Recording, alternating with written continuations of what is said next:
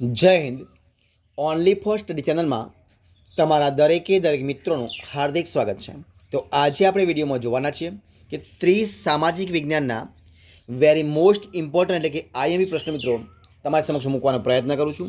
અને આજે ભાગ નંબર 6 છે કે જે ગુજરાતની કોઈ પણ સ્પર્ધાત્મક પરીક્ષાઓ હોય તો એના માટે તમારી ખૂબ જ ઉપયોગી નીવડશે, જેવી કે police constable, ASI, PSI, TET 1-2, TAT 1-2, UPSC, GPSC, junior clerk, તલાટી. મિત્રો કોઈ પણ પરીક્ષાઓ તમને ખૂબ જ મદદરૂપ થઈ શકશે.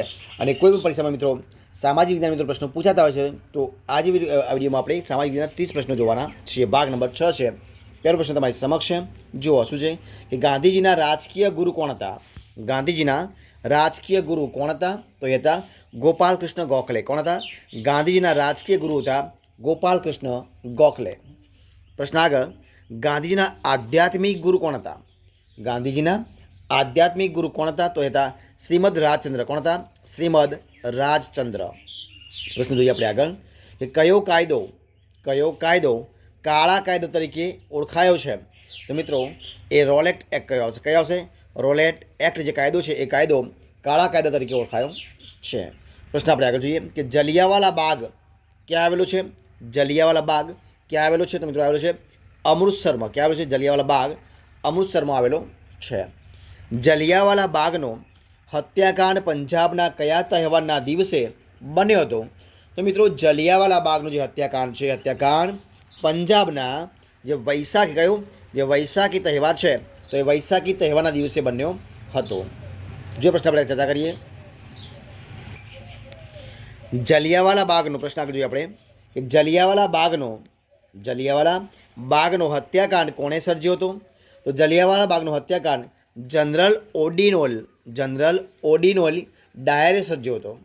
પ્રથમ વિશ્વયુદ્ધ દરમિયાન તુર્કી કોના પક્ષે જોડાયું હતું? તો પ્રથમ વિશ્વયુદ્ધ દરમિયાન તુર્કી કોના? તો જર્મનીના પક્ષે જોડાયું હતું. પ્રશ્ન જોઈએ આપણે આગળ ચર્ચા કરીએ. શું પ્રશ્ન છે? પ્રશ્ન આગળ છે કે પ્રથમ વિશ્વયુદ્ધ દરમિયાન ઇસ્લામ ધર્મના ખલીફા ધર્મગુરુ જે હતા એ કોણ હતા? તો એ હતા તુર્કીનો સુલતાન. કોણ હતા? તુર્કીનો સુલતાન હતા. પ્રશ્ન આપણે આગળ જોઈએ કે અસહકાર આંદોલનને કોંગ્રેસના કયા અધિવેશનમાં બહાલી મળી છે? તો નાગપુર. શું આવશે? નાગપુર. જોઈએ પ્રશ્ન આપણે આગળ કે અસહકારના આંદોલનની શરૂઆતમાં ગાંધીજીએ કયા ખિતાબનો ત્યાગ કર્યો હતો? તો કેસરી હિંદ. કયો આવશે? કેસરે હિંદ. અસહકારના આંદોલનની શરૂઆતમાં નાઇટહુડ સન્માનનો ત્યાગ કોણે કર્યો હતો? તો રવિન્દ્રનાથ ઠાકુરે. કોણે કર્યો હતો? રવિન્દ્રનાથ ઠાકુરે કર્યો હતો. પ્રશ્ન આપણે આગળ જોઈએ કે અસહકાર જે આંદોલન છે તો આંદોલનના દરમિયાન હિન્દુ જમીનદારો અને મુસ્લિમ ખેડૂતો વચ્ચે કયો બળવો થયો હતો? તો મોપલા બળવો. કયો આવશે? મોપલા બળવો. પ્રશ્ન આપણે આગળ જોઈએ કે કયા બનાવને લીધે ગાંધીજીએ અસહકારનું આંદોલન પાછું ખેંચી લીધું હતું? તો જવાબ આવશે ચૌરી ચૌરાના. કયો આવશે? ચૌરી ચૌરાના જે બનાવ છે એના કારણે. પ્રશ્ન આપણે જોઈએ કે ચિત્તરંજનદાસ મુનશી કોણ? ચિત્તરંજનદાસ મુનશી અને મોતીલાલ નહેરુએ કયા પક્ષની સ્થાપના કરી હતી? તો સ્વરાજ પક્ષની. કયા પક્ષની? સ્વરાજ પક્ષની સ્થાપના કરી હતી. જોઈએ પ્રશ્ન આપણે આગળ કે કોનું અવસાન થતાં સ્વરાજ પક્ષ નબળો પડ્યો હતો? તો ચિત્તરંજનદાસનું અવસાન થતાં જે સ્વરાજ પક્ષ નબળો પડ્યો હતો. પ્રશ્ન આપણે આગળ જોઈએ કે ઈસવીસન 1920થી 1947ના સમયગાળાને કયા આંદોલનનો યુગ ગણવામાં આવે છે? તો ગાંધી યુગના. કયો હશે? ગાંધી યુગના. પ્રશ્ન જોઈએ આપણે આગળ કે સાયમન કમિશનનો વિરોધ કરતા લાઠીચાર્જથી કોનું અવસાન થયું હતું? તો આવશે જવાબ લાલા લજપત રાયનું. કોનું આવશે? લાલા લજપત રાયનું. ડોમિનિયન સ્ટેટસ એટલે શું? તો ડોમિનિયન સ્ટેટસ એટલે સંસ્થાનિક સ્વરાજ. કયું આવશે? સંસ્થાનિક સ્વરાજને ડોમિનિયન સ્વરાજ કહે છે.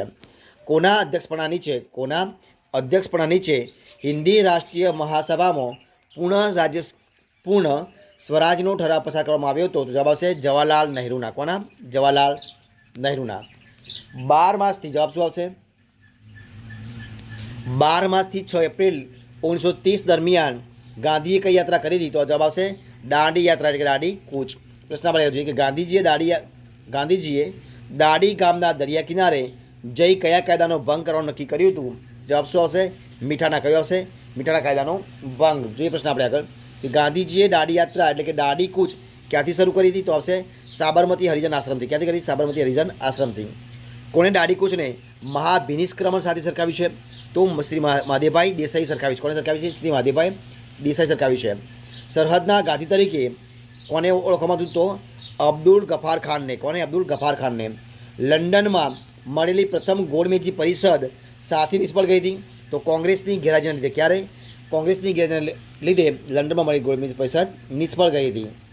બીજી ગોળમેજી પરિષદમાં કોંગ્રેસના પ્રતિનિધિ તરીકે કોણે હાજરી આપી? તો મિત્રો જવાબ હાજરી આપી હતી મહાત્મા ગાંધીએ. કોણે આપી? મહાત્મા ગાંધી હાજરી આપી. પ્રશ્ન આગળ જોઈએ કે કઈ દરખાસ્તો દ્વારા સિદ્ધ થયું કે બ્રિટિશ સરકાર હિન્દુસ્તાનને સ્વરાજ આપવા માગતી નથી? તો ક્રિપ્સ જે દરખાસ્તો છે એના આધારે નક્કી થયું હતું કે બ્રિટિશ સરકાર હિન્દુસ્તાનને સ્વરાજ આપવા માગતી નથી. 8 ઓગસ્ટ 1942ની રાત્રે કોંગ્રેસ મહાસમિતિએ કયો ઠરાવ પાસ કર્યો હતો? તો હિન્દ છોડોનો. કયો? હિન્દ છોડોનો. આઝાદી માટે મારી આ અંતિમ લડત છે એમ કોને કહ્યું હતું? તો મહાત્મા ગાંધીજીએ કહ્યું. કોને કહ્યું હતું? મહાત્મા ગાંધીજીએ કહ્યું હતું. પ્રશ્ન આપણે આગળ કે કરેંગે યા મરેંગે શું છે? કે કરેંગે યા મરેંગે એ કોનું સૂત્ર હતું? તો મિત્રો મહાત્મા ગાંધીનું. કોનું સૂત્ર હતું? મહાત્મા ગાંધીનું સૂત્ર હતું. તો મિત્રો અહીંયા આપણે જે 30 પ્રશ્નો છે એ 30 પ્રશ્નનો વિડીયો સંપૂર્ણપણે આપણે પૂરો કરીએ છીએ. જો તમને મારો વિડીયો પસંદ આવ્યો હોય, ગમ્યો હોય, યુઝફુલ લાગ્યો હોય તો એને લાઇક કરો, કોમેન્ટ કરો, તમારા મિત્રોને વિડીયો શેર કરો અને છેલ્લે ચેનલમાં નવા હોય, ચેનલ સબસ્ક્રાઈબ ન કરી હોય તો ઓનલી ફર્સ્ટ ચેનલને સબસ્ક્રાઈબ કરવા માટે વિનંતી છે.